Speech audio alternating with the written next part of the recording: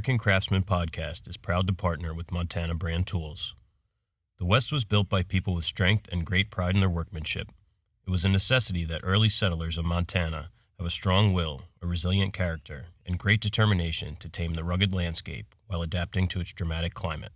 That spirit, made in the USA pride and craftsmanship, is alive today, both in how Montana Brand tools are manufactured and how they perform. Montana Brand power tool accessories are manufactured utilizing proprietary, state-of-the-art CNC machining equipment and the highest quality materials available. Montana Brand tools are guaranteed for life to be free of defects in material and workmanship because we build these tools with pride and determination. Montana Brand tools are manufactured by Rocky Mountain Twist, located in Ronan, Montana. Montana Brand's heritage comes from a long line of innovative power tool accessories. Use coupon code American Craftsman for 10% off your order at montanabrandtools.com. Here goes nothing. Episode 47. No comment. Of the American Craftsman Podcast. We got a short one this week. Yeah. We may have to, back in college when I was in broadcasting, the TD, the technical director, if you were on camera, using that spaghetti. Stretch it. There's one thing we know how to do. It's stretch it. The Patreon last week went from 22 minutes to 55 minutes. We're running a little short. And we ended up doing more than almost triple. And we were talking about nothing. I don't even remember. We started out talking about something. Yeah, movies but or something. We ended up talking about nothing. Yeah, you guys are kind of slacking this week on the questions, but yeah, say maybe everybody's on summer vacation. I'll assume partial blame for that.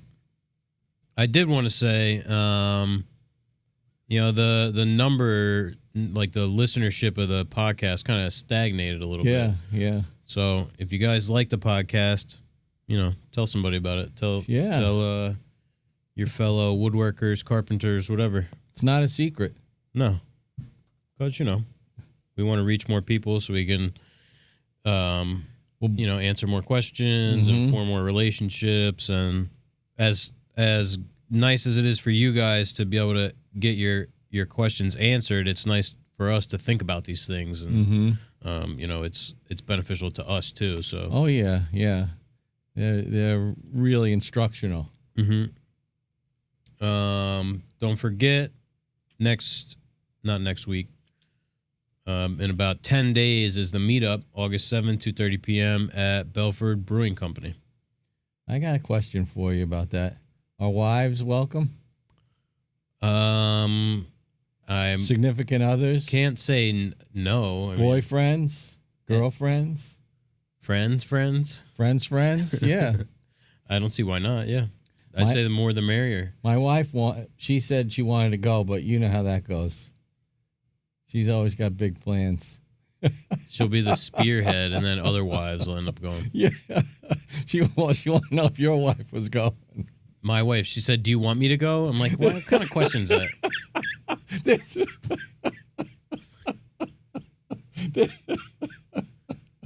Why you gotta complicate things? There's no right answer for that question. Do you want me to go? Do you want to go?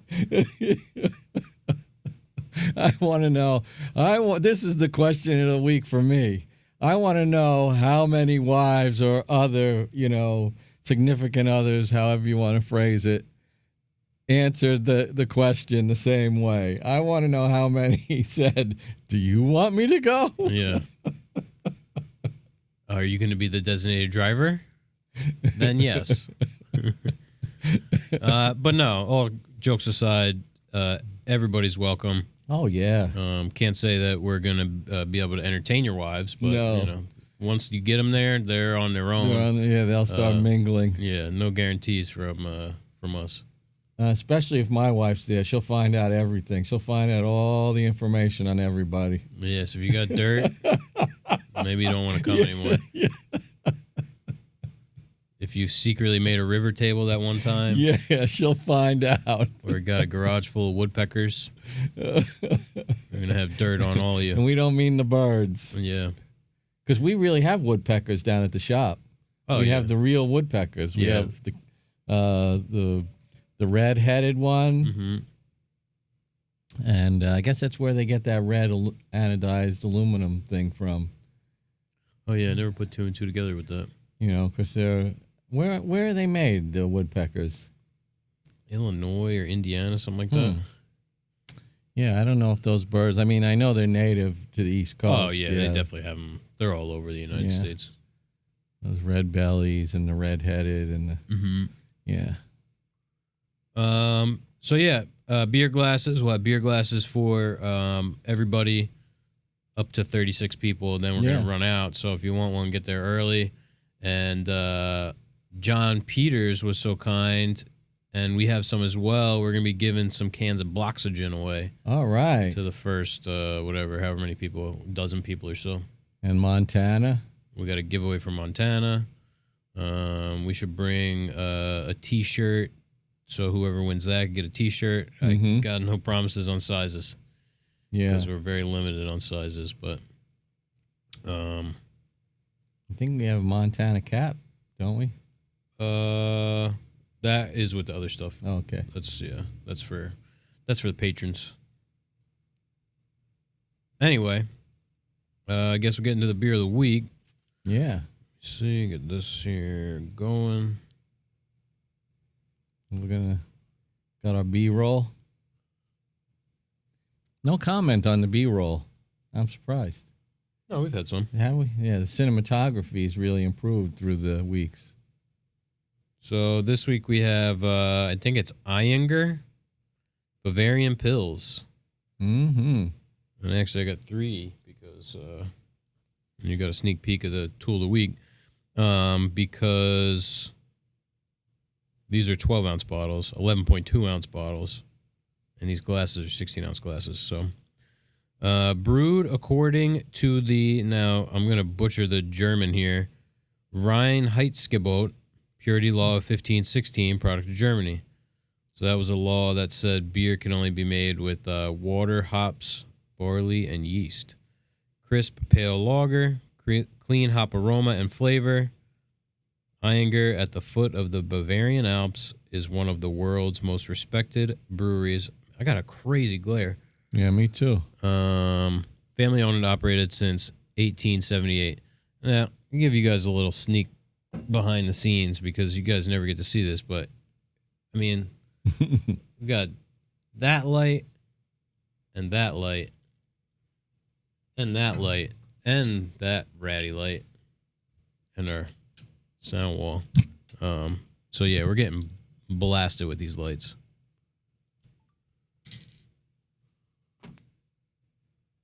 So we got to get that 2-bit bottle opener over here. Yeah, we keep forgetting.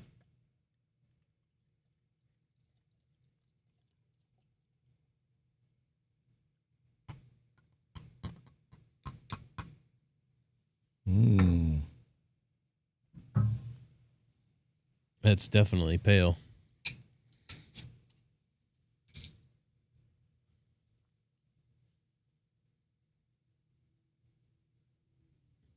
Very clear. Yeah.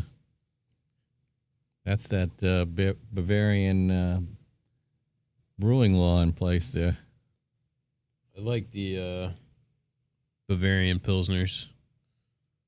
Unlike, the crappy American Pilsners that you get. We're going to have to take a sip and then... Yeah. What's an American Pilsner? Like Miller Lite. Oh, jeez. Cheers. Cheers to everybody out there.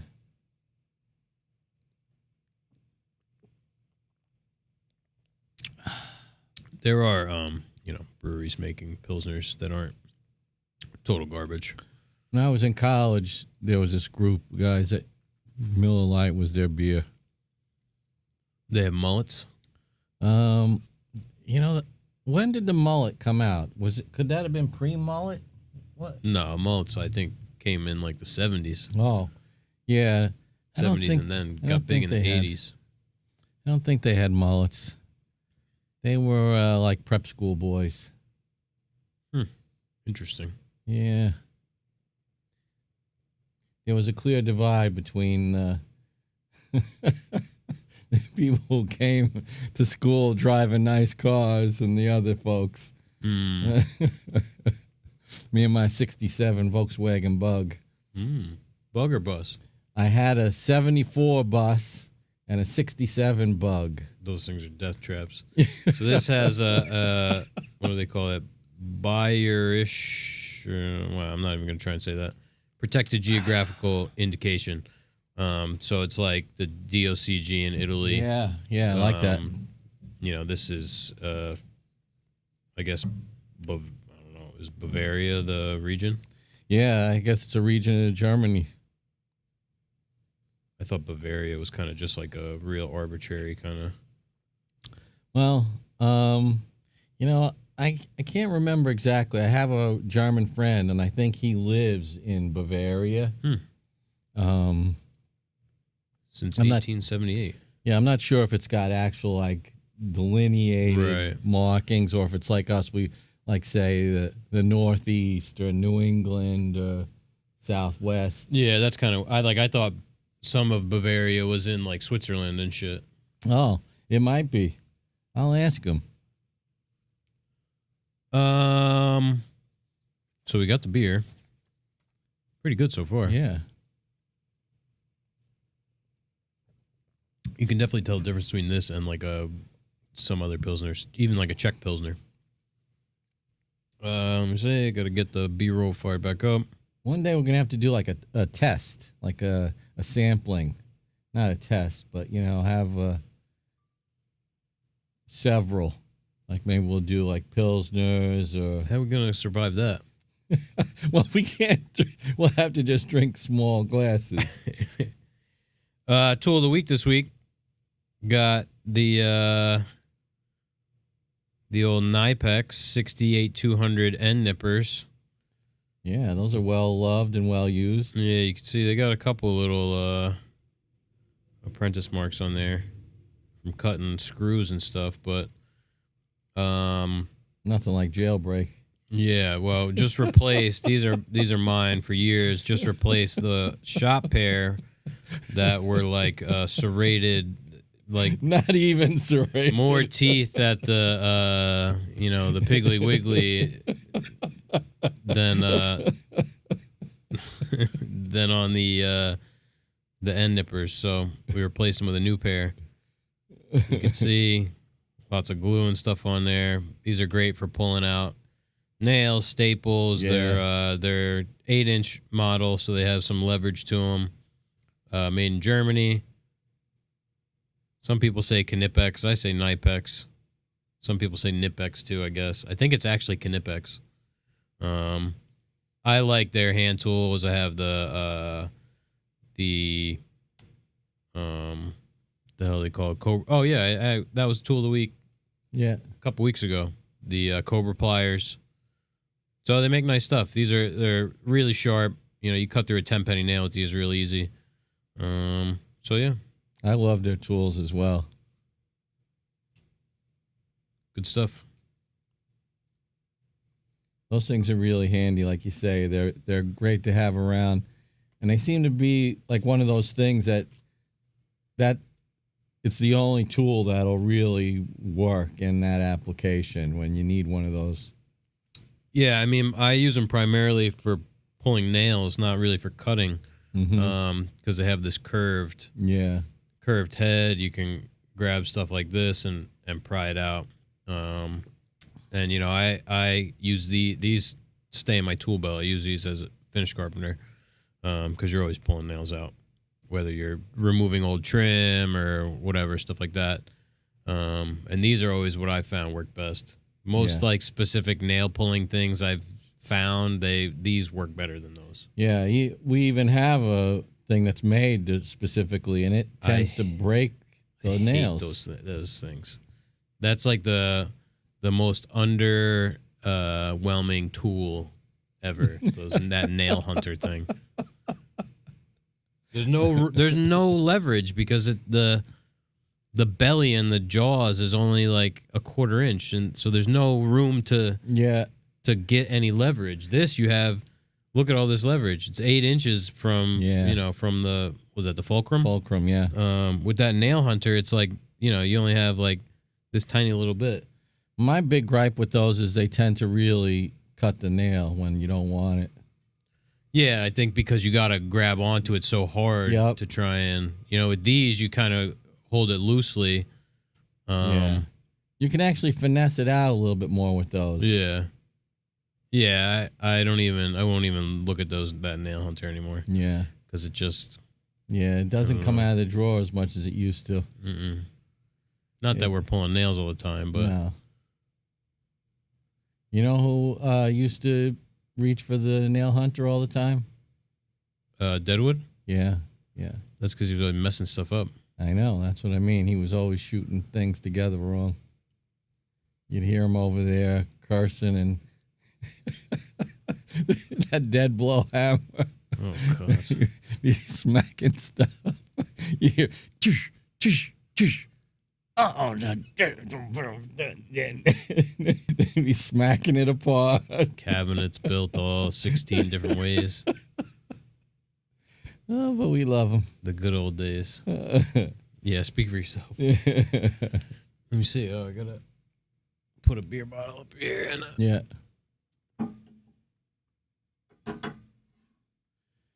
I got a new phone, so I gotta get it set up. But we're gonna set up looks so dark because these lights. Gotta set up my old phone as a second camera.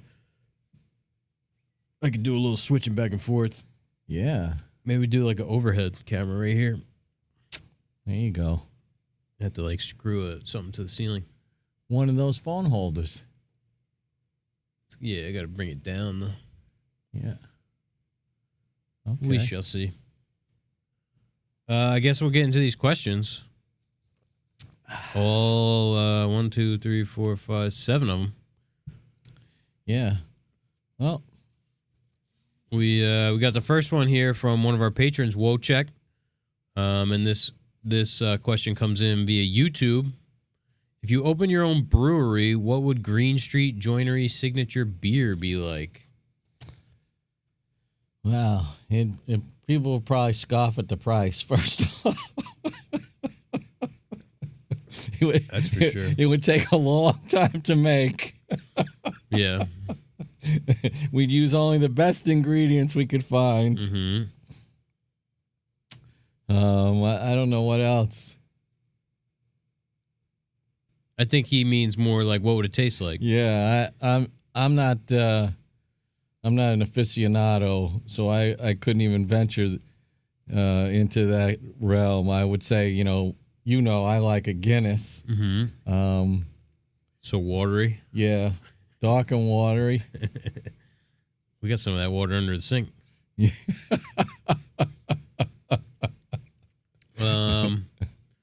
Signature beer.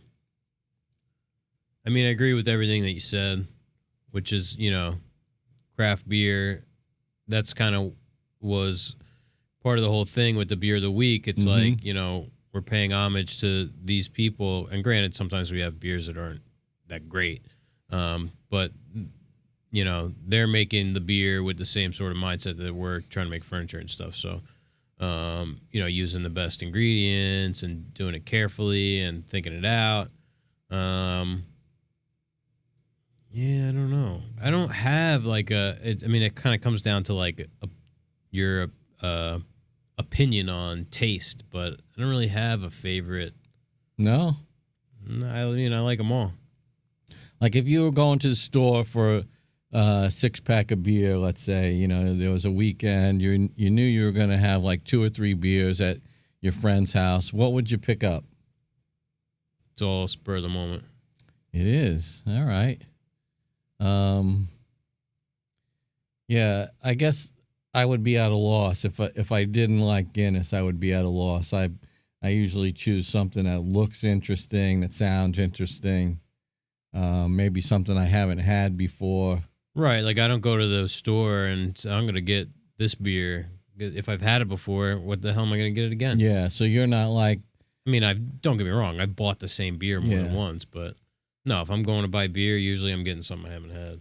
Right, so what's the deal with people that, like, they'll go out and they'll buy, like, like Coors Light. case of Coors Light or something, and that's what they'll drink all the time. Call those people alcoholics. Yeah. The only reason you're drinking Coors Light is to get drunk. Yeah. It's definitely not for the taste. Right. So like Bud Light and Coors Light, or even if it's not light, like just regular Budweiser. Like why do people choose that beer and just drink it all the time? I think some people do like the taste. Some people do like the taste of, and even like a Coors Light, as horrible as Coors Light is, sometimes a Coors Light tastes good. Like when it's after you mow the lawn, cold and it's hot, or even if it's cold outside, and it's also situational. It has to do with set and setting, and you might drink a Coors Light today and it tastes like garbage, and you have one tomorrow and it tastes good because it has to do with the experience. Yeah. The food at Applebee's is no better than the food at I don't know. Chili's? Me trying to make this analogy. It's all coming from the same Cisco truck? Yeah. So you might go to Applebee's or like your mom and pop, whatever restaurant in town, and all the food came off the same truck, but to you it tastes better over here because it's whatever. Yeah. Not everybody knows what Cisco is. Yeah. I'm sure you've all seen the trucks. They're hard to miss. SYSCO. It's like a humongous food and like restaurant gear purveyor. They'll sell. You could run your whole restaurant and only shop at Cisco. Yeah, plates, silverware, everything. Mm-hmm. Frozen food. They sell jalapeno poppers and all that kind of stuff. But they have some, more upscale frozen fare and things like that. So chances are if you're eating in a hotel or any place like that, you're eating right out of the Cisco truck. Or U.S. Foods. Don't forget about U.S. Foods. There used to be Monarch, too, but Cisco's nationwide. They're huge. A lot of those chain restaurants, like Chili's and stuff, I think some of them are actually owned by like PepsiCo and stuff, and they have a lot of that stuff coming from their own central warehouses. Yeah, that's like if you ever get a gift card to like the Red Lobster, there's like 15 other restaurants in the back that could use it because they own Olive Garden, Red Lobster, Chili's, Outback Steakhouse, Inback Steakhouse. They own all these different places. So they're cutting out the middleman. That's right. I remember. Do you remember that Carrabba's that used to be on Highway 35? Yeah, on like the southbound side? Yeah. And me and the wife used to go there and eat every now and again when she didn't feel like cooking. It's like the diner or Carrabba's or something. So one day and then there's that restaurant that's next to Whole Foods. It's changed hands a couple of times. Wait, are you talking about by Costco? No. Because there was something over there too, wasn't there?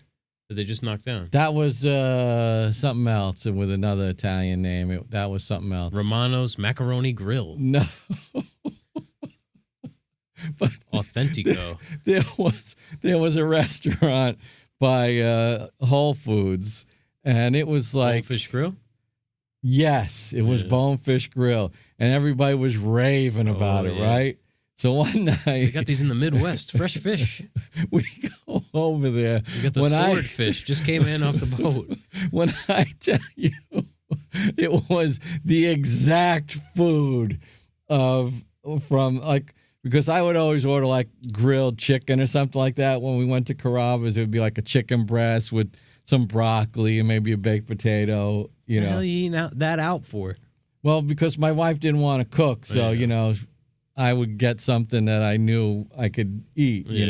I wouldn't order Italian food. So again, the same thing. We're at the Bonefish Grill. She's like, "Oh, I want to get some seafood." I'm like, "All right." So I order my grilled chicken. It was the same. It was the same exact meal. Probably the same guy cooking it too. I'm not exaggerating. Piping hot out of the microwave. It came out. It looked the same. Chef Mike. Tasted the same. Chef Mike. Chef Mike prepared this just for you. Microwave. That's another insider joke, Yeah. Chef Mike. Give it to Chef Mike. A minute and a half, and Chef Mike will have anything ready.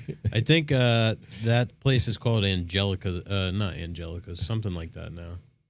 That Bonefish Grill. It's been about 3 or 4 restaurants in I think succession. Dummy did some work over there. We're supposed to do some work over there. Oh, yeah? Yeah.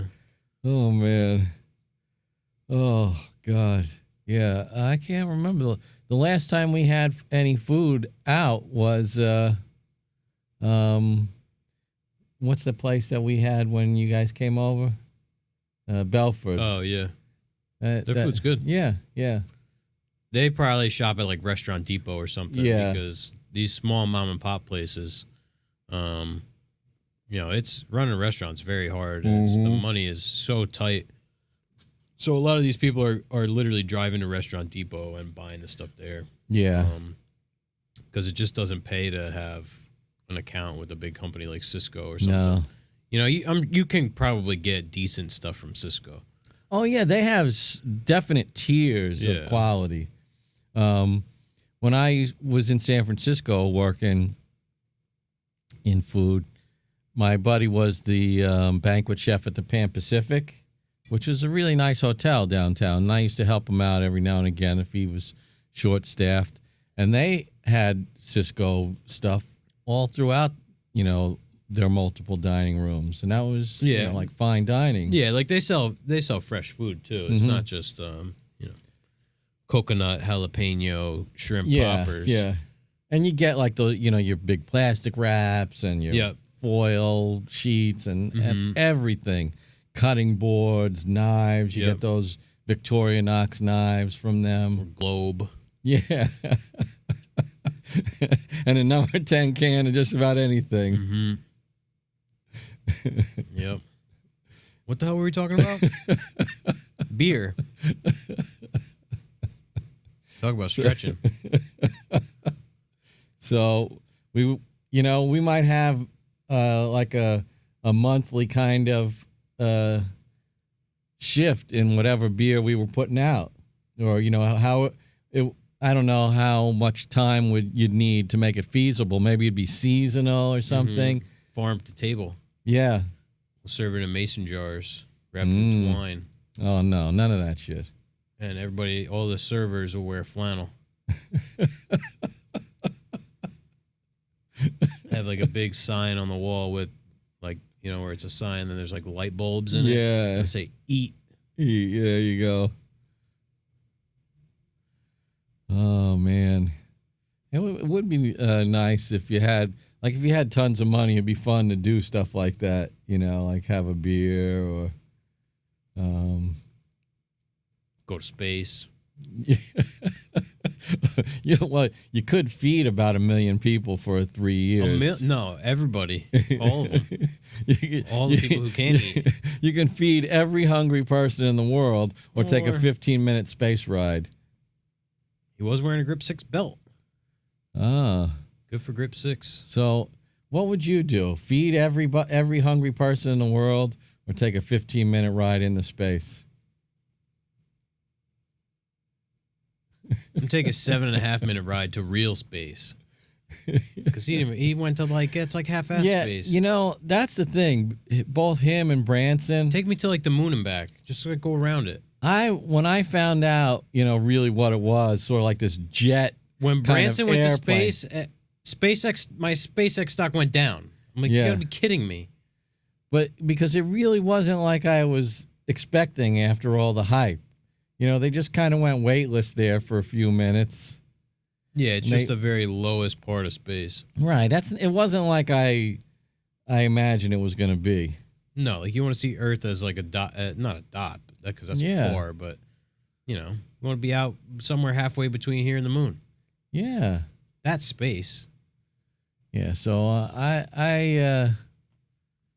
think we were bamboozled with the space. I spent so much trips. money on Amazon. I feel personally responsible for that trip. I thought you were going to say you wanted a ticket. I wouldn't say no. I don't know what the way those Amazon packages get handled. That's true. You saw my my hedge trimmer. Yeah. If FedEx is driving the spaceship, no chance. Oh man, you'll never come back. You'll get lost on the way to space. Oh my God. Our FedEx guy is the worst delivery guy in the county, I bet. Yeah, don't get me started on FedEx. It's still a sore point. What's the second question? Got one here from Jerry, another patron, J Woodshop on Instagram. Last week, you guys talked about the calls coming in are more qualified now. Can you guys talk about how you started to get the phone to ring and get your name out in the marketplace, and then how did you grow it? That's a good question. Well, for us, we called engine braking. Yeah, it sounded like somebody dragging a stool across the floor up there. We called everybody that we knew, that we'd worked for in the past. Mm-hmm. When we first started, we went back into my old shop. I hadn't taken a real job in over 2 years.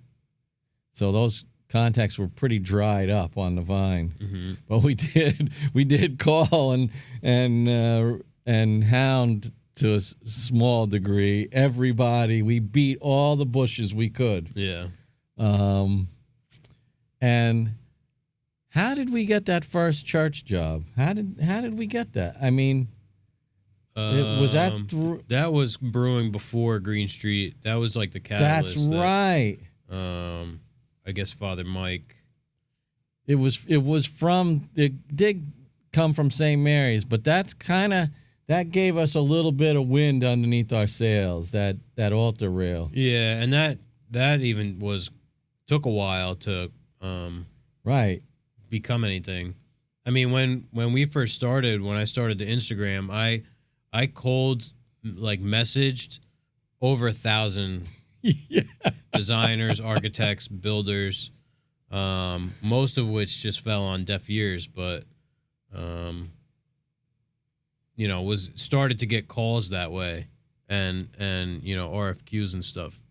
Yeah, we got a lot of real nonsense stuff at the beginning. Yeah. But it did kind of, in one way, it lifted our spirits to see that all that inquiry that you were putting out there was reaching somebody. It was just, we were getting a lot of the patty pantries. Can you do this melamine closet system and that kind of thing? And we didn't have the equipment or the wherewithal to price it competitively with a place that specialized or even in that. any desire to do it. No. We may have taken it on as just because we had no other work when we started, but we didn't. So yeah, we beat the bushes like crazy. And then, I mean, Instagram has really been the driver. Well, that's what I'm saying. That's where I was doing all that cold. Yeah. How would I do the searching? I forget. I would type, first I would find like an interior designer that was local, and I go to who she was following, and I would find any other interior designer or builder that was local, add them, send them a message. And like, you think I'm exaggerating when I say 1,000. No, I literally mean 1,000, 1,000 people. And I probably heard back from a tenth of those people. Yeah. And even before we were Greene Street, you were building up the Barone Woodwork Instagram, which was like a little toehold. And then then it got switched over. Mm-hmm. So you'd been working on that for quite a while. Yeah, for 10 months or so. And, for me, Instagram, personally, I see I'm not that involved in it, and it's a lot of posturing. But you have to, like everything else, it's like I look at it like TV. There's a lot of crap on TV, but I love my TV shows. Yeah. You got to sift through it to see the quality stuff that's there. Mm-hmm. And I have total respect for Instagram because it drives the business. It really does. Yeah. Yeah, it's like, Instagram is like high school. Like there's all these the cool kids and the popular kids, but you can't think about it. You just, I hang out with these people. These people are cool. I could care less what these people are doing. Yeah. That's the way I see it.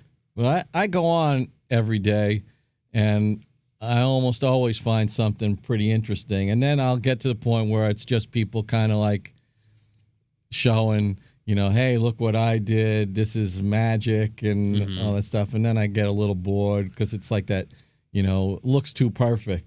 Yeah, see, the good part of Instagram is all in the DMs and stuff and the stories. It's not, the posts and the reels, that's all just,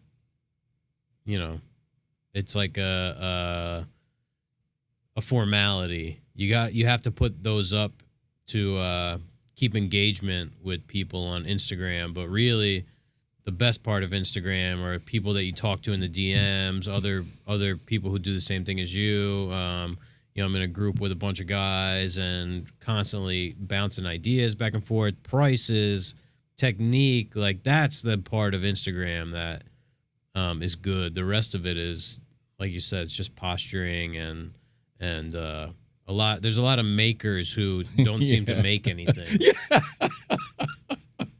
I know.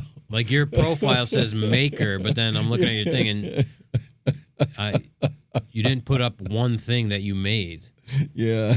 They only know that word as a noun, not as a verb. Yeah.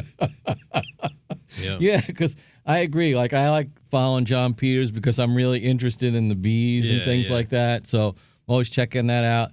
And one of the accounts that I started, paying more attention to is CT Woodwork, one of our listeners, because he's got a lot of cool things going on there. He's got these Maloof rockers in the process of getting started, and he's got this beautiful spalted maple, and it's got that nice woodpecker square. Yeah.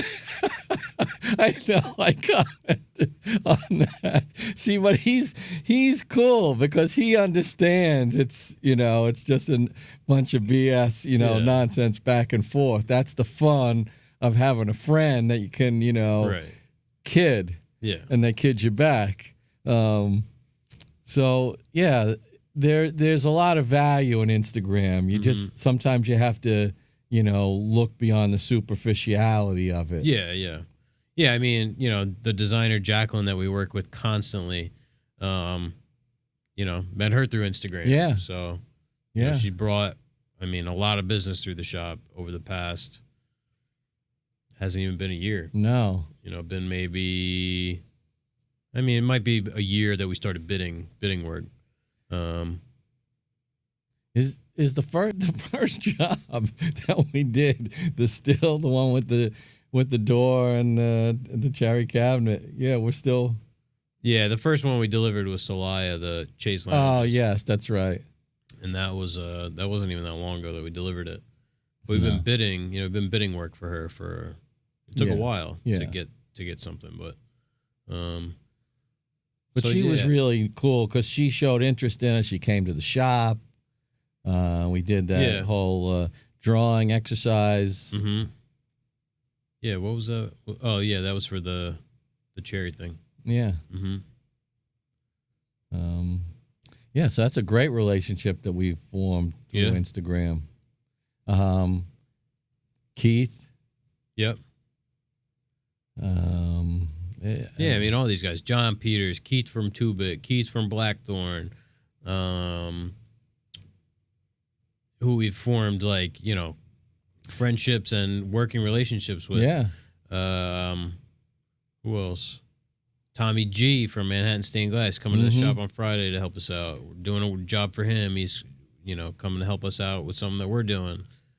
Here they go, more police cars. Who else? Yeah, I'd love to get something going with Tommy G. When the church job comes around.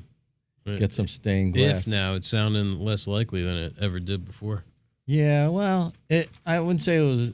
I would say he's trying to scale back the scope of it. But you know how that goes. Yeah. He's gonna have to make some phone calls. That's all I'm saying. Once to start drawing up all those grand legacy pieces. That onyx altar doesn't fit. No, it doesn't. That's a relic from the 90s. Yeah. With the burgundy. Yeah. Yeah. That was like that other church we went into. Everything was burgundy. That must have been the go-to color scheme at some point. Yeah, I feel like church is always burgundy or like a forest green. Like all the upholstery on the chairs.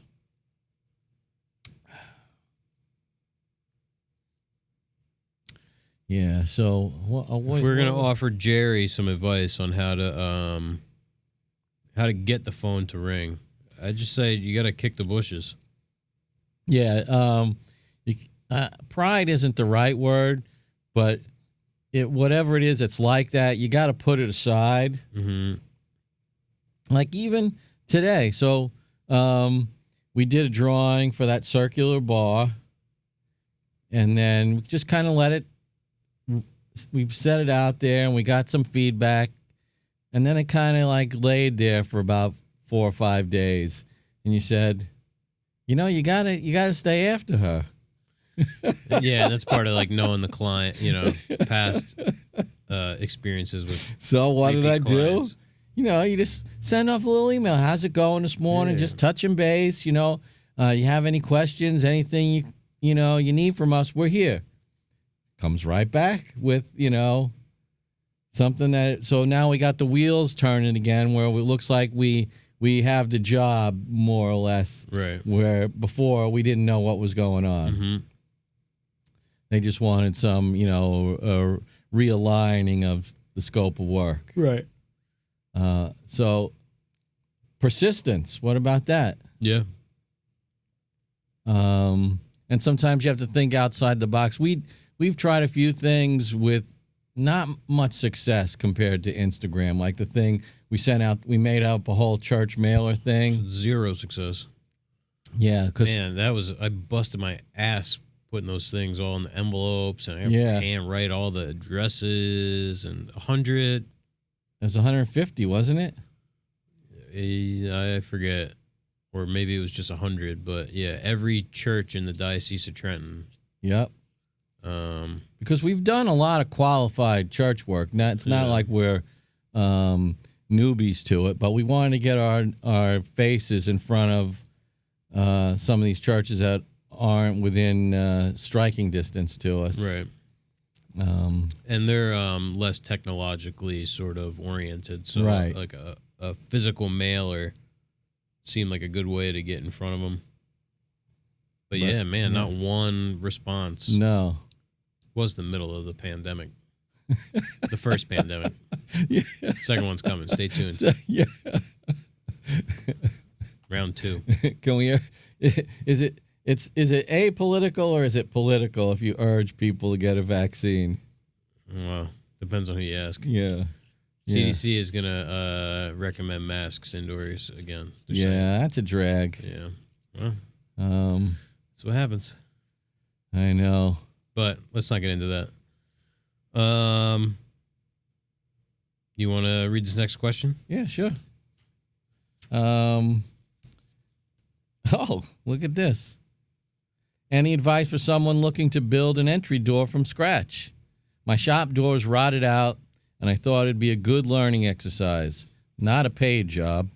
That's from Andrew, Sawdust Club on Instagram. Well.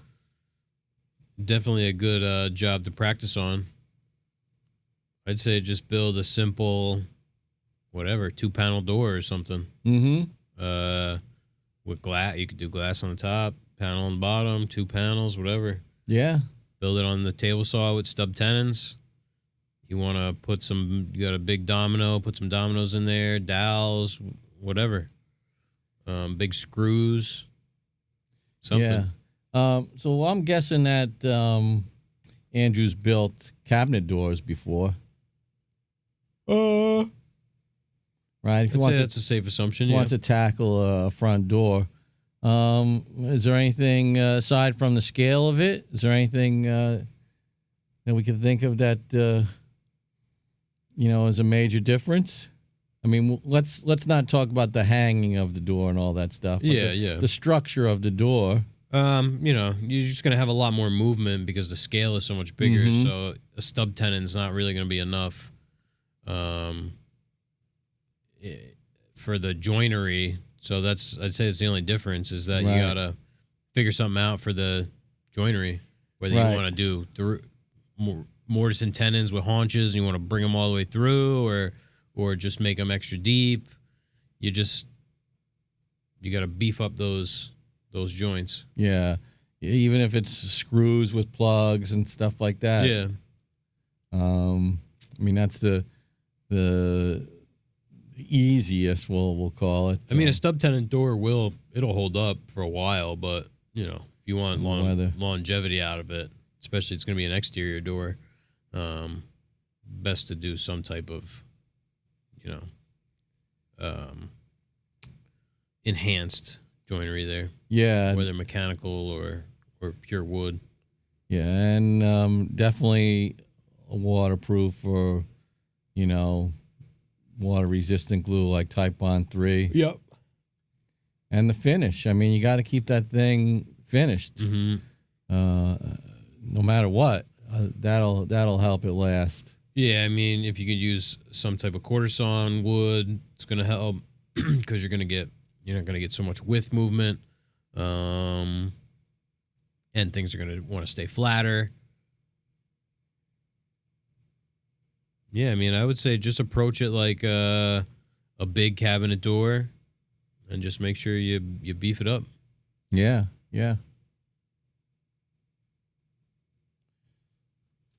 You asking for any other any advice from scratch? Well, I mean, I guess he's going to have a big enough joiner to joint all. I mean, you got to have flat and conditioned material. Yeah.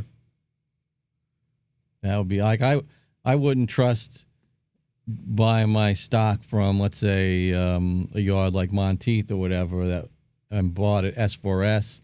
I wouldn't just start building with it because in my experience, that stuff tends to move again. It's been sitting out in the yard. You bring it into your shop if your shop's conditioned. That's when I started surfacing my lumber because I was really not happy with, movement I was getting from that stuff.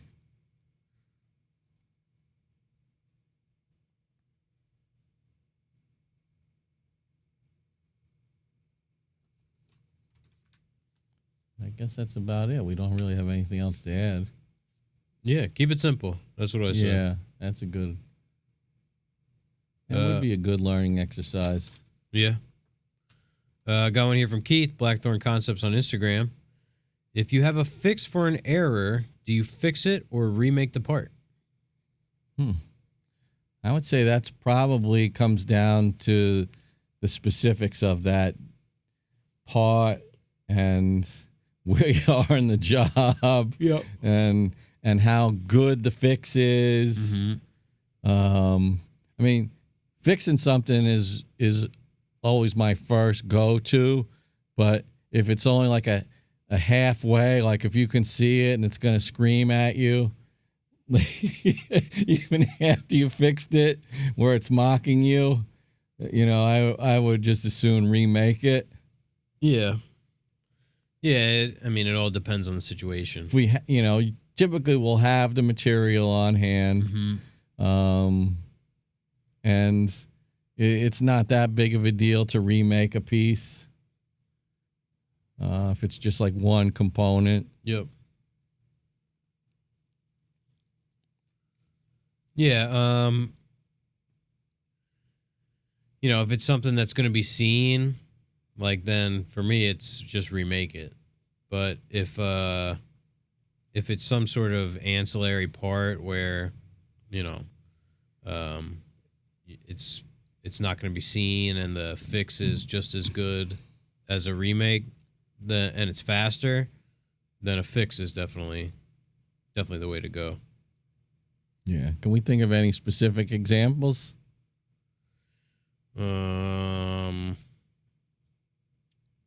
don't know. Like if we're making a door and, let's say we're, the mortise and tenon doesn't fit correctly because, you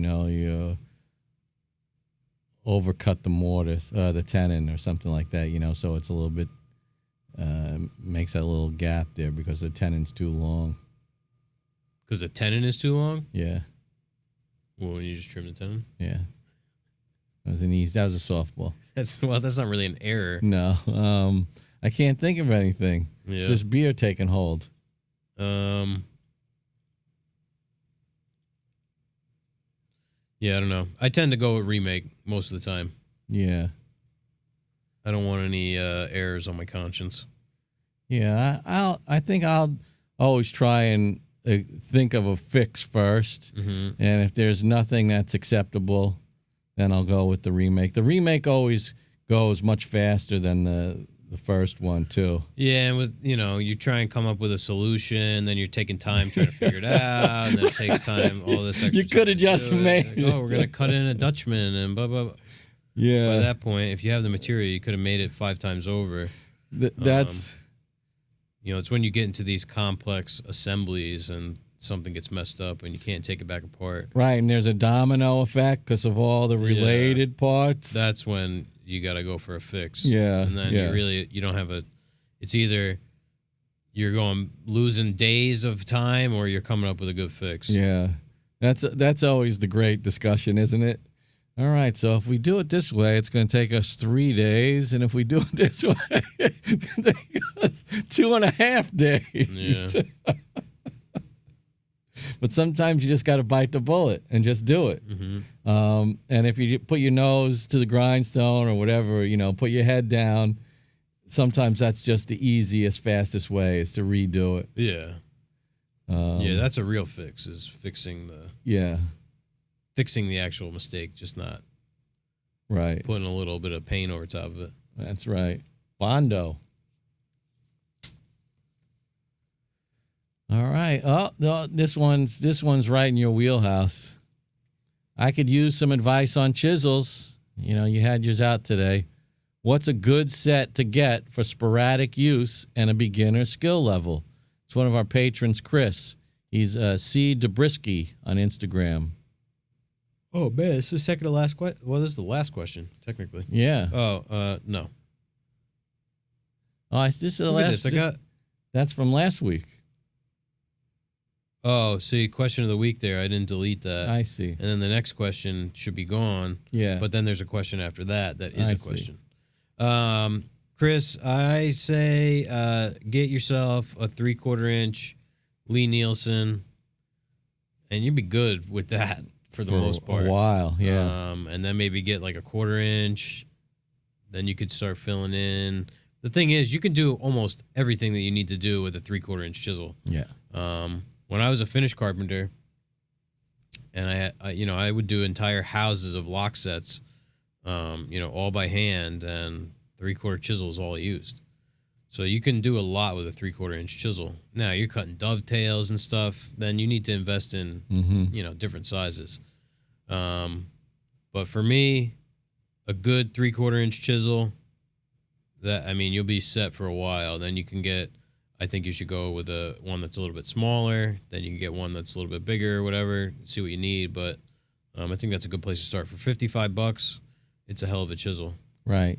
So, and I agree with your sort of approach, which is you don't need a set of chisels. Right. You can spend go the money on 5/8 or something. Spend the money on one really good chisel that'll last you your lifetime, for the most part, and then just increase the number of chisels as you find the real need. Yeah. And have the money.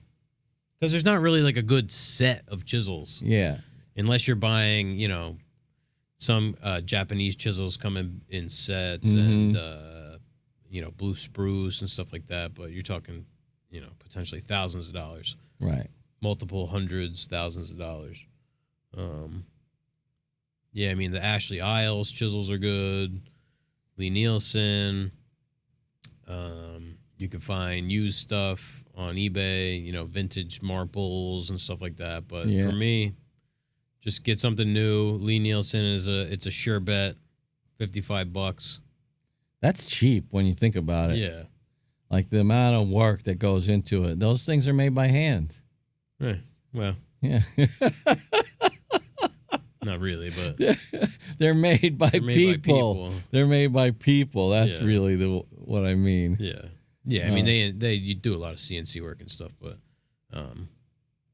there's a place in Maine, it's a real place, Lee Nielsen, where there's people working there making tools. So yeah. If you can buy from a place like that, then all the better. Yeah. All right. I wonder if we've influenced them. It's possible. That makes us influencers. You have to get a kickback from Lee Nielsen. Yeah. Got our second to last question here, but the question of the week is after that. Which do you prefer, commercial jobs or consumer/residential jobs, and why? It's from Brian, Graypoint Woodworks on Instagram. That's an interesting question. Well, if I had to choose one right now, I'd say residential. Mm-hmm.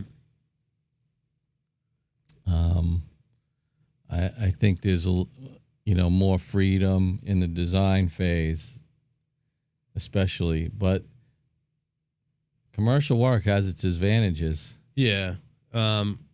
Same thing. Like if I had to pick one, then I would pick residential. Like I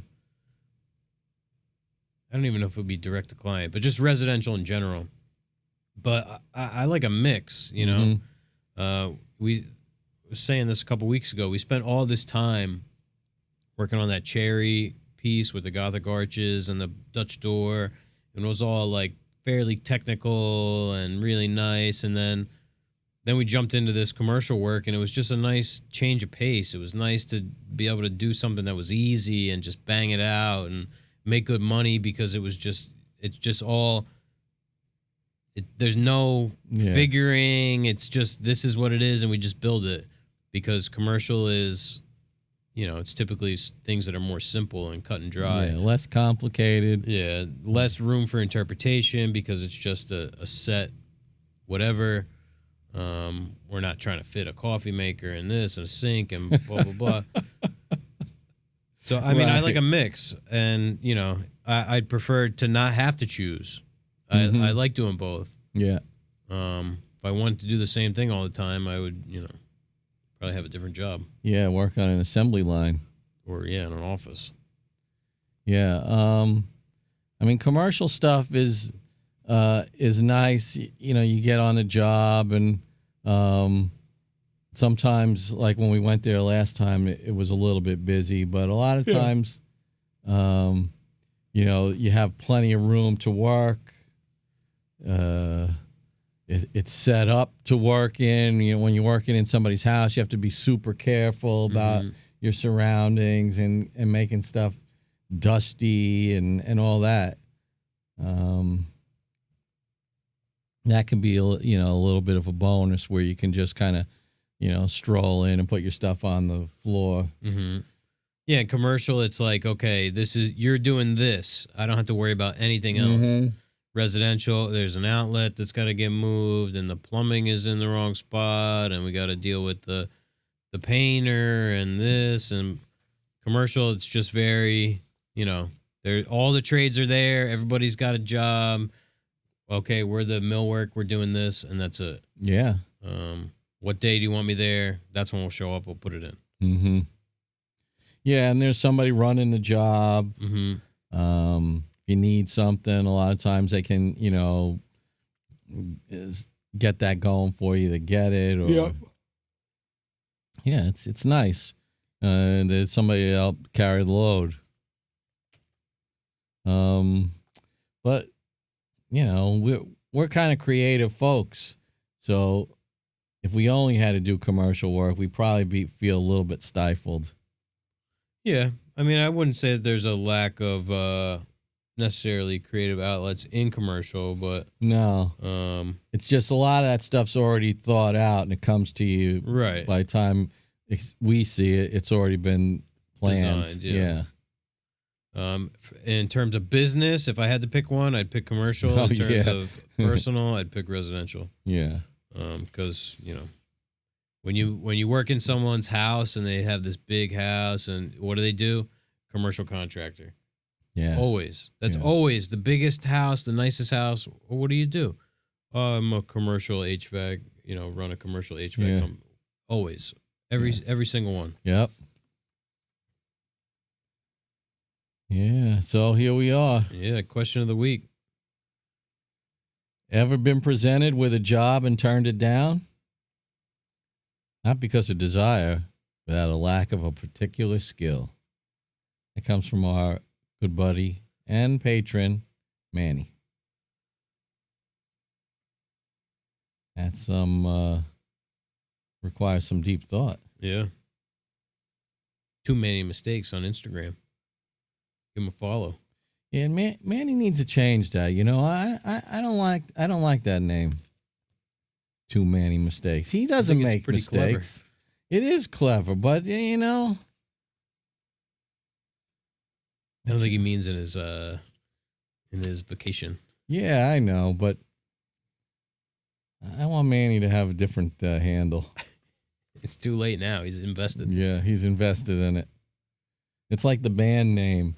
You know, when you go too far, you've had a few gigs, the band gets together. What are we going to call ourselves? All right, how about Grape Lightning? Oh God. Oh, I don't really like that. Yeah, we just need a name for this gig. It doesn't matter. We won't use it. And then, you know, then it sticks. Then it sticks somehow, and you're saddled with the Grape Lightning. I was in a band like that. We call that destiny. Yeah, I hated the name of the band. So you had to stick with it. You know, oh, we opened up for XYZ. We can't change the name of the band now.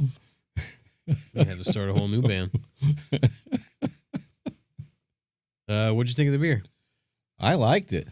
Yeah, it was good.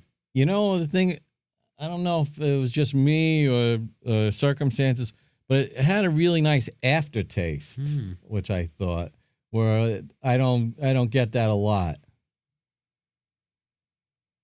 You like the before taste? Yeah, I did. I liked the before taste, but like when I finished it just now, it's like, that's pleasant. You can kind of taste some notes of things that were going on. You're learning. I liked it. It was just a good, good German Pilsner. Yeah. Now, what are the 4 ingredients it can have? Water, hops, barley, and yeast. And that's it? That's it. Wow. No maple syrup, no cheesecake pieces, no. Tangerine rind. We've had quite a few of those, haven't we? What was that one that was probably our least favorite? Was that the waffle, or was it was either that or the funnel cake? Yeah, coconut funnel cake, Mexican coffee. Oh, that was the worst one. I was like sick that day afterwards. That was the worst one, and the waffle was runner up. That was pretty bad too. Yeah. I don't know. We had Labatt Blue that one time. Yeah, that was a DW special. Yeah. I was camping this weekend. I decided to get some good beer. Yeah, he was being adventurous that day. Yeah. The Canadian Coors Light. Labatt Blue. Well, I want to give a big thanks to our gold tier patrons, Jerry Greenan, David Murphy, Manny Sirianni, Dustin Fayer, Adam Podhast, David Shoemaker, and Colin Lai. Yeah, thanks a lot, guys. Colin is every week. He's trying to get our wives on the podcast. It ain't gonna happen, buddy. Oh God, Not gonna happen. my wife doesn't even listen to the podcast, let alone get on. Mine either. I hope not. My wife would take over the podcast. She wouldn't even know how to get to a podcast. No, but you put her in front of a microphone, we wouldn't be able to get a word in edgewise. Can't get a word in edgewise without a microphone. Could be across the yard. I can't get a word in edgewise. That's it. We'd be finished. Could put both our wives down here. We could leave, and they would probably talk for 75 days straight without taking a breath. They'd be talking about us. Oh my God. You know They what? talk about anything. Once they get started on, our problems, forget it. I don't know, Colin, man. What is he? He's a troublemaker. Yeah. When I was part of the SFMC, we used to have this meeting every year where we'd hand out awards, and one of the awards that you'd get, it was like one of those big paddles, that you use to stir like the big stock pots. Oh yeah. And it was one of those. It was called the Shit Stirrer Award. I would win that award for being a troublemaker, and I would say, Colin, you're working it. That's right. From pretty far away too. There will be no wives. Colin, if you can make it to the meetup, then we'll have the wives on. Then you'll meet the wives and know why we cannot have them on the podcast. I mean, if you can make it to the meetup on the 7th, then we'll have our wives on. Yeah. Oh. That's the God. only way. He's got a long trip. Where is he? Australia. Oh, okay. That's a safe bet. All right. I feel good with that one. He's out in the bush probably cutting down some trees right now for... yeah, they're having some trouble out there with they're revolting back there because of the lockdowns and everything I read. I wonder how he's doing. Let us know how you're doing, Colin. Oh, he's out in the... He's out in the boonies? Yeah. Okay. Yep. So he's safe. Well... That's it. It's another one in the books. Yeah. We did pretty good for only having 6 questions. Yeah, not bad. 1 hour and 6 minutes. 7 minutes. Yeah. Remember our first ones were all running like an hour and 11 minutes or something like that? Weren't they? Or an hour and... Yeah, like an hour 3, hour 5. Yeah. Yeah. They were all, let's see. Let's check with the first. Hour 3, first episode. Excuse me. Called it. Yeah, you'll never be able to beat the... Second episode, hour 1. The recalling the waitress's name from the... Third, hour 9. What was the name of that place? Touchdowns, Tap Room in Vegas. Hour 5, episode 4. 6:59 minutes. Missed 5. Hour 11. There you go. All within... Yeah, that's about how long it takes us. What was that? Well, That was place it the called? tap room, or didn't it have a sports name? It was called like something. It was one word. At MGM. No, I forget. I don't know why I thought it began with a T, but my memory. It may have. Might have been called Tap Bar and Grill. But when you remembered the waitress's name, just about fell over. Yeah, well, you and Deadwood thought it was like Martha or something. Rosemary or something? He's like, it was Rosie. I knew it wasn't Rosie. Yeah, Tap Bar and Grill. There you go. It took me about a half hour, but I remembered. We were calling Las Vegas. I said, it's definitely Choi.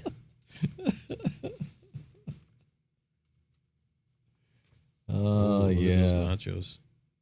Yeah, we spent quite a few hours in those stools. Quite a few dollars, too. Yeah. That was where we gave back some of our winnings. I wonder if she's still working there. Look at this. I bet this is all from Cisco. Oh, yeah. That's perfect Cisco fare there. Looks like they changed their menu. Yeah, they got an abbreviated menu now. And they have, look, their COVID restrictions. Wow. Oh, wait. MGM Grand Detroit? Oh, wow. No. No wonder. That's the wrong. I didn't know they have an MGM in Detroit. Me either. I think they might have closed the one in Vegas. Really? There it is. Well, this is more of a Patreon thing, so we're not going to get into this. We're not going to ruin it for the patrons. All right. You want to get in on stuff like this? You got to join the Patreon. And tell your friends. We might read some reviews on what people think about the Tap Bar and Grill. That's how we found out Choi's name. That's right. I actually found the thing. Confirmation. Yeah, confirmation. But you had the name, which that I can see myself sitting there in that chair reading that review out loud. But our waitress, Joy. Can I say? Stroke of genius. Yeah. Well, see you guys next week. All right. Take care of yourselves. Episode 48.